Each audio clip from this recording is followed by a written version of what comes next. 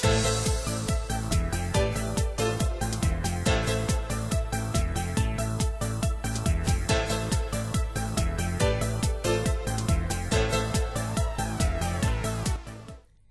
evening, my name is Anna McKechnie. And I'm Kushla Norman, and together tonight we present to you Scarfie TV.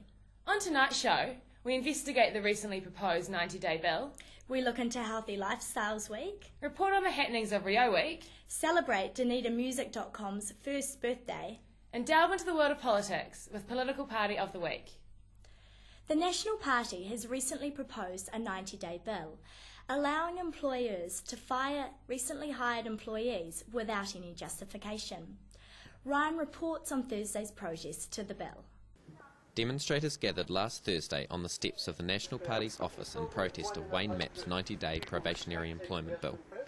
The level of student interest in this issue was high, with students being well represented at the protest. A small but vocal crowd listened to a variety of speakers, including union leaders, the International Socialist Organisation and a Labour spokeswoman. The bosses have been winning because they are organised and they are active, and we are not. The objective of the bill is to allow employers a 90-day period in which they can dismiss employees who do not meet expectation. Proponents of the bill argue that businesses will be more likely to take on staff because the 90-day period allows employers to assess an employee's compatibility to a workplace. The National Party also sees the bill as aiding unskilled workers to find employment because of greater employer confidence. Opponents to the bill argue that it would diminish workers' rights while giving greater power to employers, a sentiment reflected in Thursday's protest. What about the workers? That's the basic question that nobody's asking in this country. Demonstrators were concerned that employers could fire a worker with little or no justification. Protesters argued that this bill will fail to benefit unskilled workers because it is easier for the employer to fire and rehire rather than dedicating their time to staff training. Your employer could ask you to work longer, work harder, gives them a licence to do absolutely anything, and you'd be desperate to hold on to your job. You'd do anything to hold on to your job. Students present were concerned that this bill could directly impinge upon their rights because of their likelihood of being employed for less than 90 days during university holidays. Already, Otago University students have voted against the 90-day bill at this year's annual general meeting. I'm Ryan O'Connell for Scarfie Television. Clubs and societies have recently promoted their annual Healthy Lifestyle Week around campus. I investigated the possibilities of living healthily as a student, whilst Kieran attempts to only eat healthy food for the entire week. Is $150 enough to maintain a healthy lifestyle? In light of Healthy Lifestyle Week, we look at the various restrictions of the average student budget and what measures can be taken to achieve such a feat. In honour of Healthy Living Week, we're here at the Saturday morning farmers market. Here we'll begin our question of whether or not it's possible for students to live on a healthy lifestyle on a student budget. The farmers market provides just one of the options for the student community where they can keep their budget to an extreme minimum. For many students, the farmers market provides more cost-effective means of maintaining a healthy lifestyle. I would say on average we're probably $5 to $10 cheaper on most items. Well, I work in a supermarket here in town, and I was looking at the price of apples this week, and they were about $2.70. Here we're selling them for $1.50. Like bigger selection, way cheaper, and just nicer veggies and fruit and things, yeah. In comparison to supermarket prices, we found the farmers market to be more cost-effective. We asked students around campus what their thoughts were on the possibilities of living healthily. $150 a week. Yeah, it's definitely possible. For sure. Yeah, you can eat healthily, but you just can't do anything else but eat healthily. It's probably the only thing you can do. Not really. Yeah, you'll probably be quite cold and sober all the time. Yeah, as long as you're not paying for any petrol in the meantime, trying to get to your destination, yeah. Food alone, definitely. Sure. Rice and noodles. Not only is a balanced diet important, but sport and regular exercise also play a key role in implementing a well-rounded social existence. Lots of them use the gym and aerobics and weights and basketball and all of that.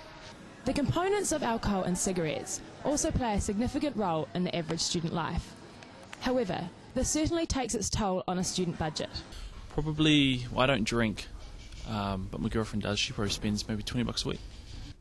Healthy Lifestyle Week has brought to light the implications that budget has on a healthy lifestyle and how to maintain such. Sam Morris, Scarfie TV. So there it is. It is possible to live on $150 a week and eat healthy. However, it's a very hard task. Anna McKechnie, Scarfie TV.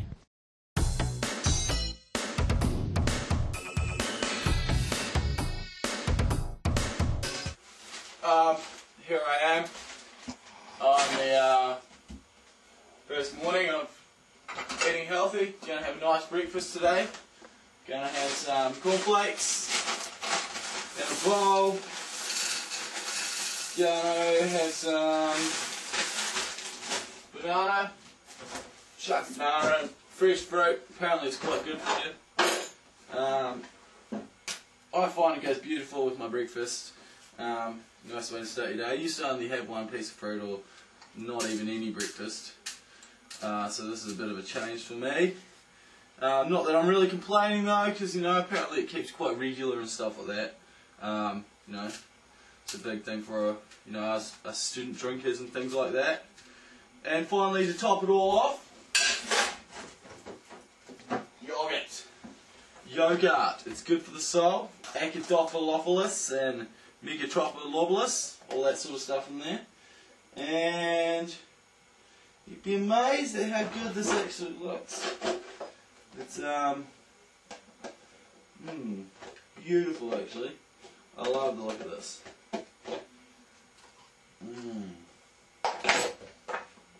Check that out. That's a healthy lifestyle breakfast for you. Sweet. So yeah, this week I attempted to eat healthy for the whole week. I did pretty well, pretty well I must say. Didn't have any major hiccups. Oh, okay, fine. I had some fish and chips and a couple of beers one night. But besides that, I ate healthy and I felt pretty good. Lots of energy levels. I wasn't very bummed out or anything like that. Complete opposite to eating noodles for a month, I'll tell you that. But yeah, pretty good. Down here at the farmers market on a dirty old Dunedin Saturday morning. What is it, 8 till 11? Oh no, 8 till 12. It's 11 now. I got up a bit late today. Yeah, feeling pretty good. Healthy lifestyles week. Feeling all healthy and shit. Just gonna have a look around here, see if I can find some nice local produce for sale that I can, maybe retain some healthiness for a few more days with, healthy food is good.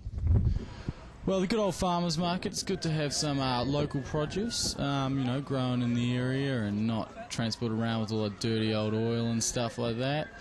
Lots of friendly people there, lots of nice food, gives you some ideas on new things to make, and, variety is the spice of life, as they say. Sweet, well, down here at the farmers market, got myself some mushrooms and cauliflower. Gonna head home and make myself some cheese, cauliflower, mushroom thingamabob. Should be good. Yeah. So you want to eat healthy like me, you can come down here to the farmers market on Saturday and eat healthy. The second semester kicked off with another unforgettable Rio week. Events such as Chalk Your Face competition, so young men stuffing their faces in the chocolate eating competition, and girls wrestling in a pool of liquid chocolate. Huge national bands such as Cora, Nation Mystic and Stylus entertained the masses over the course of the week. A good time was had by all as social activities once again put together an exceptional Rio week lineup. DunedinMusic.com celebrated its first birthday on Saturday. I spoke to co-founder Rob Milne about the website and what it's doing to help promote local talent. DunedinMusic.com celebrated its first birthday on Saturday, putting on an all-ages and R18 gig at the backstage, showcasing an array of local talent from RockQuest winners Taking the Fall to legendary Dunedin band The Chills. Milne says the initiative for DunedinMusic.com came from a need to provide a better support network for Dunedin bands, and saw a website as the best way of doing this. Me and a good friend, were in a band together while we were at varsity. And we kind of had a bit of a view on the music scene as just very fragmented, and there were lots of really cool little pockets of activity among the music scene, but nothing really gelling it together. The magazine-style website provides something for everyone. The general public can check out the gig guide, while bands and venues can promote themselves. Another initiative for the group is the Dunedin Music compilation, which is basically a compilation CD of music from Dunedin bands.